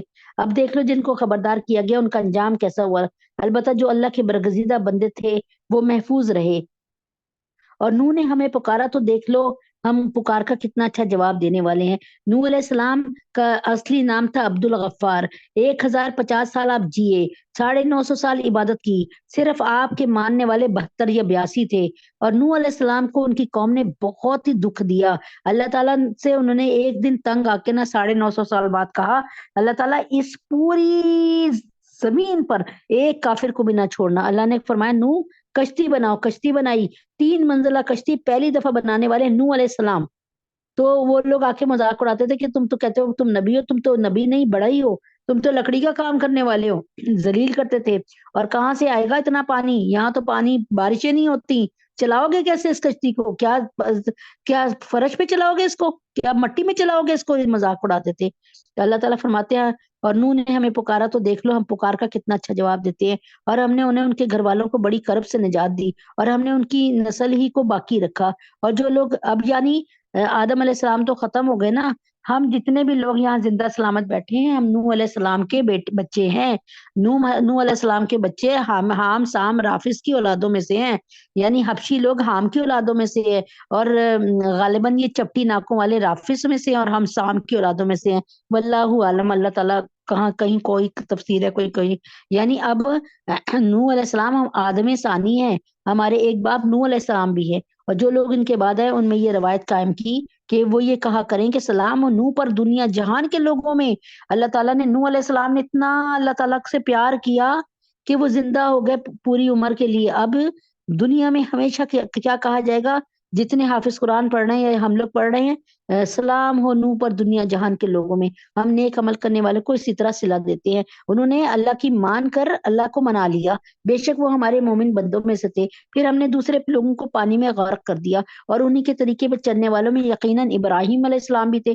اللہ تعالیٰ یہ بتا رہے ہیں ان لوگوں کے جنہوں نے دنیا میں آ کر اللہ کو منانے کا سودا کر لیا، جنت حاصل کر لی، یعنی دنیا کی زندگی کو بہت غنیمت جانا اور دنیا کی زندگی کو ضائع نہیں کیا، جب وہ اپنے پروردگار کے پاس صاف ستھرا دل لے کر آئے۔ اللہ تعالیٰ ہمیں کیا کہتے ہیں، جب تم میری درگاہ پہ آنا نا، اس جا ربہ بقلب سلیم، تو نتھرا ہوا دل، صاف ستھرا دل لے کے آنا، یعنی جھکا ہوا دل، میرے آگے جھکا ہوا دل، میری مان کے چلنے والا دل۔ جب انہوں نے اپنے باپ اور اپنی قوم سے کہا تم کن چیزوں کی عبادت کرتے ہو، کیا اللہ کو چھوڑ کر جھوٹ موٹ کے خدا چاہتے ہو، تو پھر جو ذات سارے جہانوں کو پالنے والی ہے اس کے بارے میں تمہارا کیا خیال ہے۔ اس کے کچھ عرصے بعد انہوں نے ستاروں کی طرف ایک نگاہ ڈال کر دیکھا، ابراہیم علیہ السلام کی بات ہو رہی ہے، اور کہا میری طبیعت خراب ہے۔ چنانچہ وہ لوگ پیٹ موڑ کر ان کے پاس سے چلے گئے۔ یہ نا ان کی قوم کے لوگ یعنی ابراہیم علیہ السلام کی قوم کے لوگ ایک میلے میں جا رہے تھے۔ حضرت ابراہیم علیہ السلام کو بھی کہا کہ چلو۔ حضرت ابراہیم علیہ السلام تو میلے میں شریک نہیں ہونا چاہتے تھے، دوسرے ان کے دل میں یہ ارادہ تھا کہ جب یہ سارے لوگ میلے میں چلے جائیں گے تو میں ان کے سارے بتوں کو توڑ کے رکھ دوں گا۔ تو انہوں نے کیا کہا، انہوں نے کہا کہ میری طبیعت خراب ہے، یعنی میں نہیں جا رہا، میری طبیعت خراب ہے، یعنی طبیعت خراب تھی، طبیعت خراب نہیں تھی، لیکن وہ ان کی طبیعت خراب ہو گئی تھی اس بات سے کہ یہ کیا بت پرستی کرتے ہیں، یعنی بیزاری تھی ان کی طبیعت میں۔ چنانچہ وہ لوگ پیٹ موڑ کر ان کے پاس سے یعنی ابراہیم علیہ السلام کے پاس سے چلے گئے۔ اس کے بعد یہ ان کے بنائے ہوئے معبودوں یعنی بتوں میں جھا گھسے اور ان سے کہا کیا تم کھاتے نہیں ہو، تمہیں کیا ہو گیا، تم بولتے کیوں نہیں ہو، یعنی پھر وہ پوری قوت سے مارتے ہوئے ان بتوں پر پل پڑے، اور اس پر ان کی قوم کے لوگ جب واپس آئے نا ان کے پاس دوڑے ہوئے آئے۔ ابراہیم نے کہا کیا تم ان بتوں کو پوچھتے ہو جنہیں خود تراشتے ہو، حالانکہ یعنی میں نے ان کی کٹائی لگا دی، میں نے ان کو مار مار کے ختم کر دیا، یہ مجھے تو کچھ نہیں کہہ سکے، حالانکہ اللہ نے تمہیں پیدا بھی کیا، جو کچھ تم بناتے ہو اس کو بھی۔ ابراہیم علیہ السلام نے فرمایا دیکھو یہ تو اپنے آپ کو نہیں بچا سکے، اللہ نے تمہیں پیدا کیا اور جو کچھ تم بناتے ہو اس کو بھی۔ ان لوگوں نے کہا ابراہیم کے لیے ایک عمارت بناؤ اور اسے دہکتی ہوئی آگ میں پھینک دو۔ اس طرح انہوں نے ابراہیم کے خلاف ایک بڑا برا منصوبہ بنانا چاہا، لیکن ہم نے انہیں نیچے دکھا دیا، اور ابراہیم نے کہا میں اپنے رب کے پاس جا رہا ہوں، وہی میری رہنمائی فرمائے گا۔ میرے پروردگار عالم مجھے ایک ایسا بیٹا دے دے جو نیک لوگوں میں سے ہو۔ چنانچہ ہم نے انہیں ایک بڑے بردبار لڑکے کی خوشخبری سنا دی۔ پھر جب وہ لڑکا پیدا ہو گیا، ابراہیم کے ساتھ چلنے پھرنے کے قابل ہو گیا یعنی اسماعیل علیہ السلام، تو انہوں نے کہا بیٹے میں خواب میں دیکھتا ہوں کہ میں تمہیں ذبح کر رہا ہوں، یعنی یہاں پہ آپ کو اور مجھے بتایا جا رہا ہے کہ ہمیشہ اپنے بچوں سے مشورہ کر کے چلو، ان کے متعلق جو فیصلہ کرو ان سے مشورہ کر کے چلو۔ हालांकि वो इतने बड़े नबी थे, लेकिन अपने बेटे से कह रहे हैं बेटे मैं ख्वाब में देखता हूँ तुम्हें ज़िबा करूँ, अब सोच कर बताओ तुम्हें क्या, तुम्हारी क्या राय है। बेटे ने कहा अब्बा जान आप वही कीजिए जिसका आपको हुक्म दिया जा रहा है, इंशाल्लाह आप मुझे सब्र करने वालों में से पाएंगे। ये नहीं कहा अब्बू मैं सब्र करके दिखाऊंगा, सीना ठोक के नहीं कहा, कहा अब्बू, अब्बू जैसे लोगों ने सब्र करके दिखाया ना और लोगों ने, वैसे मैं भी सब्र करके दिखाऊंगा, इंशाल्लाह मैं भी सब्र करूंगा। हजरत इब्राहिम अलैहिस्सलाम का असल वतन इराक था। इस वाक्य के बाद आप शाम की तरफ हिजरत फरमा गए थे। इससे मुराद हजरत इस्माइल अलैहिस्सलाम है। चुनांचे ये एक अगरचे ख्वाब था, लेकिन अंबिया कराम अलैहिस्सलाम का ख्वाब भी वही होता है, इसलिए हजरत इस्माइल अलैहिस्सलाम ने उसे अल्लाह ताला का हुक्म करार दिया। चुनांचे वो अजीब मंजर था जब दोनों ने सर झुका दिया और बाप ने बेटे को पेशानी के बल गिराया। अच्छा, कहा उन्होंने कि अब्बा जान मुझे मेरा ना चेहरा नीचे कर लीजिएगा और मेरे हाथ पांव बांध लीजिएगा ताकि आपकी मोहब्बत ना जाग पड़े मुझे देखकर, चुनाचे आपको मुझे ज़िबा करना आसान हो जाए। चुनाचे वो अजीब मंजर था जब दोनों ने सर झुका दिया, यानी बेटे ने सर झुका दिया जैसे सजदे में होता है, और बाप ने उसको काटने के लिए, ज़िबा करने के लिए अपना सर झुकाया।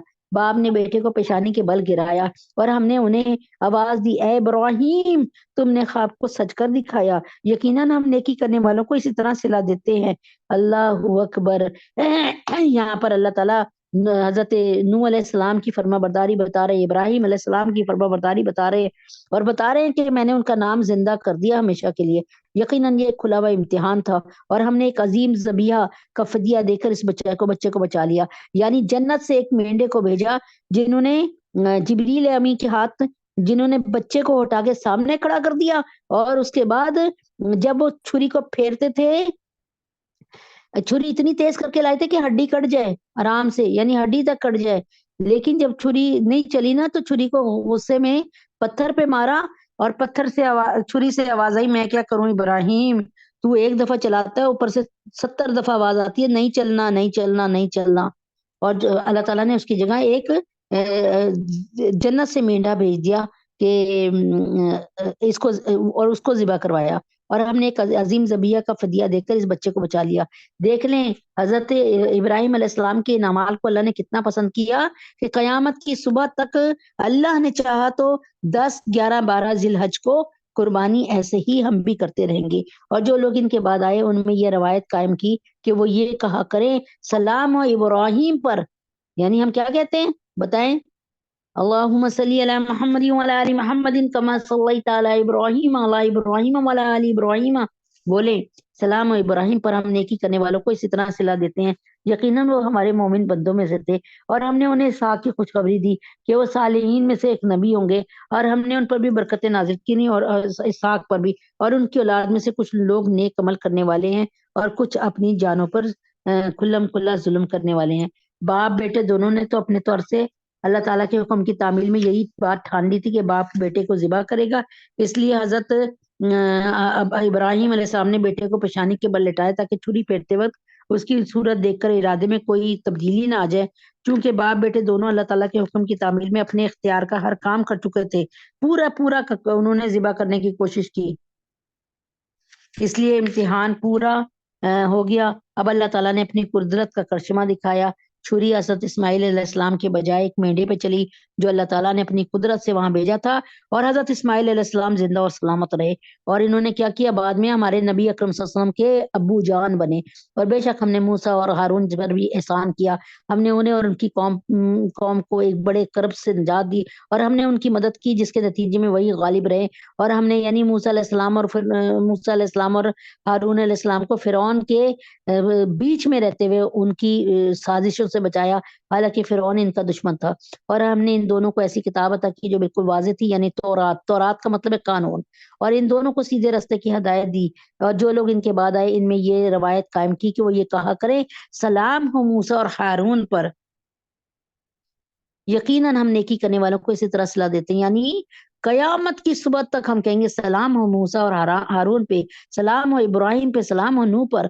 ہم نیکی کرنے والوں کو اسی طرح صلہ دیتے ہیں کہ ان کے ناموں کو زندہ کر دیتے ہیں۔ بے شک وہ دونوں ہمارے مومن بندوں میں سے تھے، اور الیاس بھی یقیناً پیغمبروں میں سے تھے۔ جب انہوں نے اپنی قوم سے کہا کیا تم اللہ سے ڈرتے نہیں ہو؟ کیا تم بال نامی بت کے پجاری ہو اور اس کو چھوڑ دیتے ہو جو سب سے بہتر تخلیق کرنے والا ہے اللہ، اس اللہ کو جو تمہارا بھی پروردگار ہے، تمہارے باپ داداؤں کو کبھی جو پہلے گزر چکے ہیں۔ پھر ہوا یہ کہ انہوں نے الیاس کو جھٹلایا، اس لیے وہ ضرور عذاب میں دھر لیے جائیں گے۔ البتہ اللہ، یہ صورت کو ختم کر لیتے ہیں، البتہ اللہ کے برگزیدہ بندے محفوظ رہیں گے، اور جو لوگ ان کے بعد آئے ان میں ہم نے یہ روایت قائم کی، وہ یہ کہا کریں سلام علی الیاسین پر، کیا ہو؟ سلام علی الیاسین، یقیناً ہم نیکی کرنے والوں کو اسی طرح صلہ دیتے ہیں، یعنی اللہ نے ان کے ناموں کو زندہ کر دیا۔ بے شک وہ ہمارے مومن بندوں میں سے تھے، اور یقیناً لوط بھی پیغمبروں میں سے تھے۔ اب ہو سکتا ہے کہ قیامت والے دن ہم ان سب کو ڈھونڈیں کہ اللہ، ان کا اتنا کلام ہم نے سنا ہے، ہم ان کی شکلیں تو دیکھیں کتنے خوبصورت ہیں یہ، اور ان کو دیکھو تو صحیح، ان سے ہاتھ تو ملائیں۔ اور یقیناً لوط کو بھی پیغمبروں میں سے تھے، لوط بھی پیغمبروں میں سے تھے۔ جب ہم نے ان کو ان کے گھر والوں کو عذاب سے نجات دی تھی، سوائے ایک بڑھیا کے جو پیچھے رہ جانے والی تھی، یعنی لوط علیہ السلام کی بیوی، اس سے مراد لوط علیہ السلام کی بیوی جو آخری وقت تک کافروں کا ساتھ دیتی رہی، اور اسے بھی ان کے ساتھ ساتھ ہی عذاب ہوگا۔ پھر ہم نے دوسرے لوگوں کو ملیا میٹ کر دیا، اور اے مکہ والوں، تم ان کی بستیوں پر سے گزرا کرتے ہو، کبھی صبح ہوتے ہوئے اور کبھی رات کے وقت میں، پھر بھی تمہیں عقل نہیں آتی۔ اور یقیناً یونس بھی پیغمبروں میں سے تھے۔ جب وہ بھاگ کر بھری ہوئی کشتی میں پہنچے، پھر وہ قرآن اندازی میں شریک ہوئے اور قرے میں مغلوب ہوئے، پھر مچھلی نے ان کو نگل لیا جبکہ وہ اپنے آپ کو ملامت کر رہے تھے۔ یہ وہ واحد نبی تھے جن کو ابھی اللہ تعالیٰ نے کہا نہیں تھا کہ تم یہاں سے چھوڑ کے چل جاؤ، لیکن وہ اپنی قوم سے تنگ آ کے نکل گئے، اور ان کی واحد قوم تھی جس نے توبہ کر لی اور وقت کو پہچان لیا کہ اللہ تعالیٰ واقعی ہم سے ناراض ہے، ہمارا نبی بھی ناراض ہو کے چلا گیا۔ یہ سارے نکل آئے، اللہ کو رو رو کے منا لیا انہوں نے، ان پہ عذاب نہیں ہوا۔ وہ عراق کے شہر نینوا میں بھیجے گئے تھے، یعنی یہ حضرت لوط یہ جو تھے نا، یونس علیہ السلام، یہ نینوا میں بھیجے گئے تھے۔ انہوں نے ایک عرصے تک اپنی قوم کو ایمان لانے کی دعوت دی، اور جب وہ نہ مانے تو انہیں متنبع کیا کہ اب تم پر 3 دن کے اندر اندر عذاب آ کر رہے گا۔ قوم کے لوگوں نے آپس میں یہ طے کیا کہ حضرت یونس علیہ السلام چونکہ کبھی جھوٹ نہیں بولتے، اس لیے اگر وہ بستی سے چلے جاتے ہیں تو یہ اس بات کی علامت ہوگی کہ وہ ٹھیک کہہ رہے تھے۔ اس کے بعد حضرت یونس علیہ السلام اللہ تعالیٰ کے حکم سے بستی چھوڑ کر باہر چلے گئے۔ ادھر بستی کے لوگوں نے جب دیکھا کہ آپ بستی میں نہیں ہے اور کچھ عذاب کے آثار بھی محسوس کیے گئے، تو انہوں نے اللہ تعالیٰ سے عاجزی کے ساتھ توبہ کی، جس کے نتیجے میں ان سے عذاب ٹل گیا۔ حضرت یونس علیہ السلام کو ان کی توبہ کا حال معلوم نہیں تھا، ان کو نہیں پتا چل سکا کہ انہوں نے توبہ کر لی، اور جب انہوں نے یہ دیکھا کہ 3 دن گزر گئے اور عذاب نہیں آیا تو انہیں ڈر ہوا کہ اگر میں بستی میں واپس جاؤں گا تو بستی والے مجھے جھوٹا بنائیں گے، اور اندیشہ یہ بھی تھا کہ جھوٹا سمجھ کر مجھے قتل نہ کر دے۔ اس لیے اس خوف کی وجہ سے اللہ تعالیٰ کا حکم آنے سے پہلے وہ اپنی بستی میں جانے کی بجائے سمندر کی طرف نکل کھڑے ہوئے۔ ابھی اللہ کا کوئی حکم نہیں آیا، وہ نکل کھڑے۔ انہوں نے کہا کہ میرے بستی والے کہیں گے کہ دیکھا تم عذاب سے ڈرا رہے تھے کہ 3 دن کے اندر عذاب آئے گا، یہاں تو کوئی عذاب ہی نہیں آیا۔ اور ان کو یہ نہیں معلوم ہوا کہ میری قوم نے توبہ کر لیا، اور ایک کشتی میں سوار ہو گئے جو آدمیوں سے بھری ہوئی تھی۔ اللہ تعالیٰ کے ایک جلیل القدر پیغمبر ہونے کی وجہ سے اللہ تعالیٰ کو آپ کی یہ بات پسند نہیں آئی کہ آپ اللہ تعالیٰ کے حکم آنے سے پہلے بستی کو چھوڑ کر کیوں چلے گئے۔ بڑے لوگوں کی معمولی چوک بھی بڑے لوگوں کی معمولی سی غلطی پر بھی گرفت ہو جاتی ہے، اس لیے اللہ تعالیٰ کا کرنا ایسا ہوا کہ وہ کشتی وزن زیادہ ہونے کی وجہ سے ڈوبنے کے قریب ہو گئی، اور قرآن اندازی کی گئی کہ کس شخص کو کشتی سے باہر پانی میں اتار دی جائے۔ کشتی کیونکہ بیچوں بیچ پہنچ گئی تھی سمندر کے، کئی مرتبہ قرہ ڈالا گیا اور ہر بار قرے میں انہی کا حضرت یونس علیہ السلام کا نام نکلا، چنانچہ انہیں پانی میں پھینک دیا گیا، جہاں اللہ تعالیٰ کے حکم سے ایک بڑی مچھلی آپ کی منتظر تھی، اس نے آپ کو نگل لیا، اور آپ کچھ عرصے مچھلی کے پیٹ میں رہے۔ بعض روایتوں میں 3 دن اس میں گزارے، اور بعض میں ہے کہ چند گھنٹے مچھلی کے پیٹ میں رہے۔ اور جب آپ نے وہاں پہ وہ مچھلی آپ کو لے کر نیچے بیٹھ گئی سمندر کی تہہ میں، آپ نے دیکھا کہ سمندر کی ہر چیز اللہ کا ذکر کر رہی ہے، آپ کے منہ سے نکلا لا الہ الا انت سبحانک انی کنت من الظالمین۔ تسبیح پڑھنے کی برکت سے اللہ تعالیٰ نے مچھلی کو حکم دیا کہ وہ انہیں ایک کھلے میدان کے کنارے لا کر ڈال دے، چنانچہ ایسے ہی ہوا، اور مچھلی سے کہہ دیا کہ ایسی جگہ میرے نبی کو ڈالنا جہاں ان کو کوئی تکلیف نہ ہو، ان کو کوئی پتھر نہ چبھے، اس لیے نرم ریتے پہ ڈال کے آئی۔ اس وقت حضرت یونس علیہ السلام بہت کمزور ہو گئے تھے مچھلی کے پیٹ میں پانی میں رہنے کی وجہ سے، اور بعض روایتوں میں ان کے جسم پر بال بھی نہیں رہے تھے۔ اللہ تعالیٰ نے ان کے اوپر ایک درخت اگا دیا، یہ کون سا تھا؟ کدو کا درخت۔ بعض روایت میں ہے وہ کدو کا درخت تھا، کیونکہ کدو کے درخت کے قریب نا مکھی نہیں آتی، اور آپ کو پتا جب زخم ہوتے نا، اور کیونکہ حضرت یونس علیہ السلام کا جسم چڑی کے بوٹ کی طرح ہو گیا تھا، جیسے بغیر پروں کے نہیں ہوتا، اس سے انہیں سایہ بھی حاصل ہوا اور شاید اس کے پھل کو اللہ تعالیٰ نے ان کے لیے علاج بھی بنا دیا۔ نیز ایک بکری وہاں بھیجی جس سے کہا آپ 3 ٹائم دودھ پیتے رہے یہاں تک کہ آپ بالکل تندرست ہو گئے۔ چنانچہ اگر وہ تسبیح کرنے والوں میں سے نہ ہوتے، اللہ تعالیٰ فرماتے لَلَبِثَ فِی بَطْنِهِ إِلَىٰ يَوْمِ يُبْعَثُونَ، اگر انہوں نے یہ تسبیح نہ کی ہوتی لا الہ الا انت سبحانک انی کنت من الظالمین، تو وہ اس دن تک اس مچھلی کے پیٹ میں رہتے جس دن مردوں کو زندہ کیا جائے گا، یعنی قیامت کی صبح تک وہ مچھلی کے پیٹ میں رہتے۔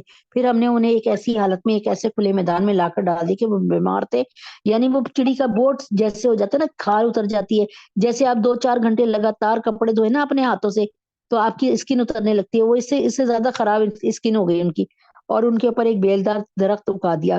ہم نے انہیں 1 لاکھ بلکہ اس سے بھی زیادہ لوگوں کے پاس پیغمبر بنا کر بھیجا تھا حضرت یونس علیہ السلام کو، پھر وہ ایمان لے آئے تھے، اس لیے ہم نے یعنی ان کی قوم، اس لیے ہم نے انہیں ایک زمانے تک زندگی سے فائدہ اٹھانے کا موقع دیا۔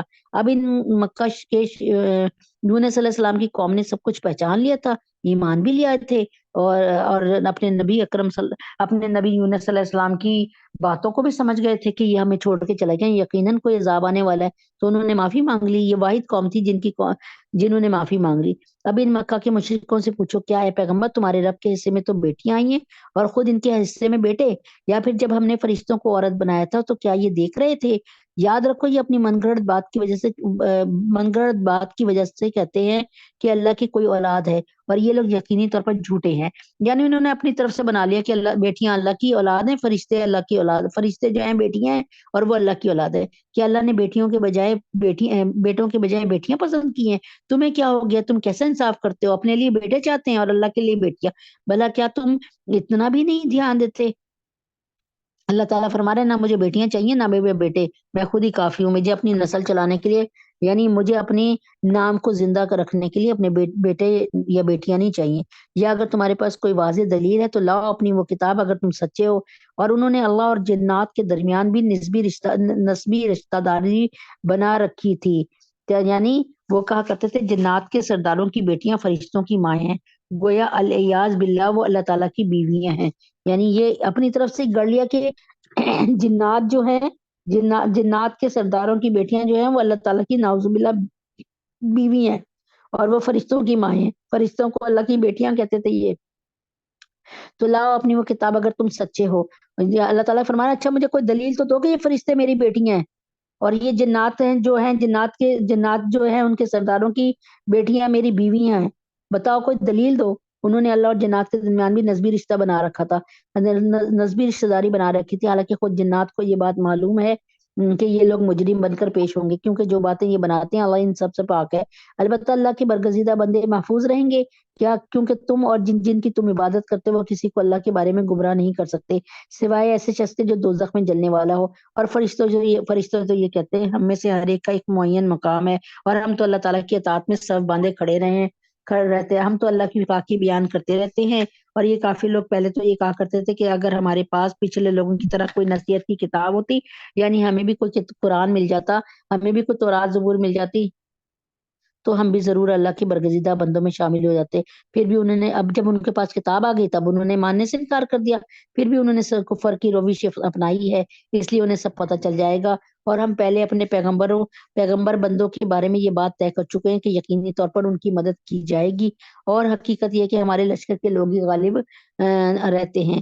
لہٰذا اے پیغمبر تم کچھ وقت تک ان لوگوں سے بے پرواہ ہو جاؤ، یعنی ان کو ان کے حال پہ چھوڑ دیجئے اور انہیں دیکھتے رہیے، ان قریب یہ خود بھی دیکھ لیں گے بھلا کیا یہ ہمارے عذاب کے لیے جلدی مچا رہے ہیں۔ سو جب وہ ان کے صحن میں اترے گا تو جن لوگوں کو خبردار کیا جا چکا ہے ان کی وہ صبح بہت بری صبح ہوگی، اور تم کچھ وقت تک ان لوگوں سے بے پرواہ ہو جاؤ، یعنی اے نبی پاک صلی اللہ علیہ وسلم ان کی بکواس سے پریشان نہ ہوئیں، اور دیکھتے رہیے ان قریب یہ خود بھی دیکھ لیں گے، تمہارا پروردگار عزت کا مالک ہے۔ سبحان ربک رب العزت عما یصفون، ان سب باتوں سے پاک ہے جو یہ لوگ بناتے ہیں، وسلام علی المرسلین، اور سلام ہو پیغمبروں پہ، اور تمام تر تعریف اللہ تعالیٰ کی ہے، الحمدللہ رب العالمین، اور تمام تر تعریف اللہ کی ہے جو سارے جہانوں کا پروردگار ہے۔ اب انشاءاللہ تعالیٰ کل سورۃ الصاد جو ہے وہ شروع ہوگی، اگر زندگی رہی اللہ تبارک تعالیٰ سے میرے اور اپنے حق میں دعا کیجیے گا۔ اللہم صلی علی محمد وعلی آل محمد کما صلیت علی ابراہیم وعلی آل ابراہیم انک حمید مجید۔ اللهم بارك على محمد وعلى آل محمد كما باركت على إبراهيم وعلى آل إبراهيم إنك حميد مجيد.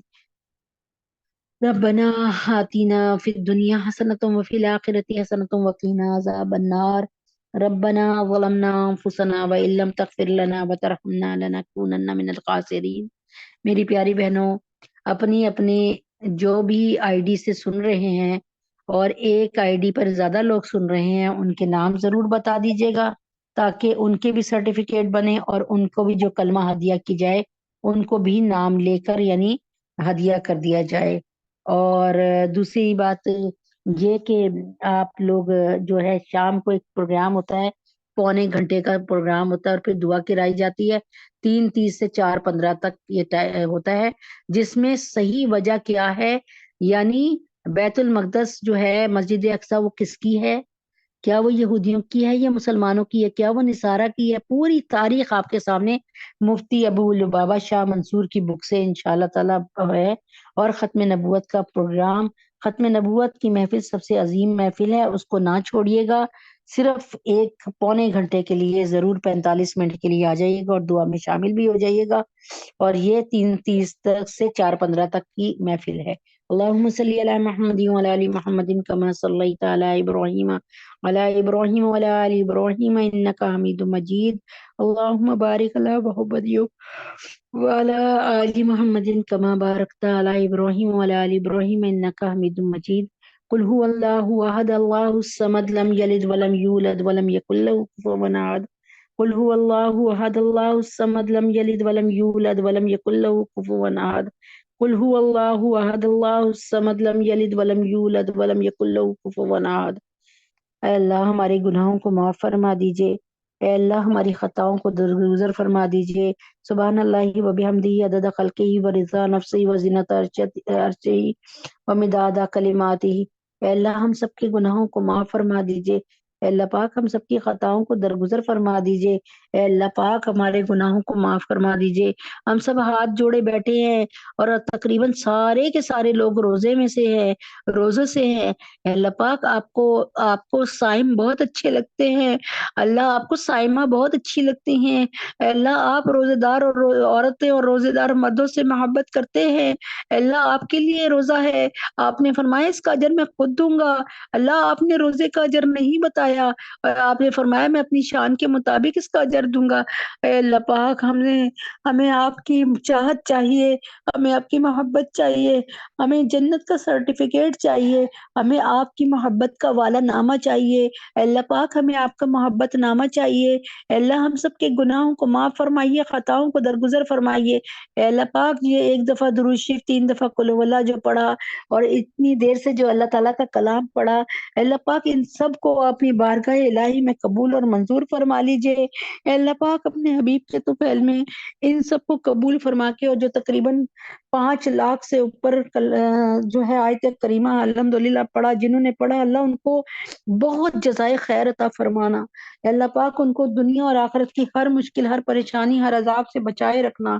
اے اللہ پاک اپنے حبیب کے طفیل میں اس کلمے کو بارگاہ الہی میں قبول فرما لیجئے، اور اللہ پاک اپنے حبیب کے طفیل میں ہمارے فلسطین کے مسلمانوں پہ رحم فرما دیجئے۔ فلسطین کے مسلمانوں کی سحری اور افطاری کا بندوبست فرمائیے۔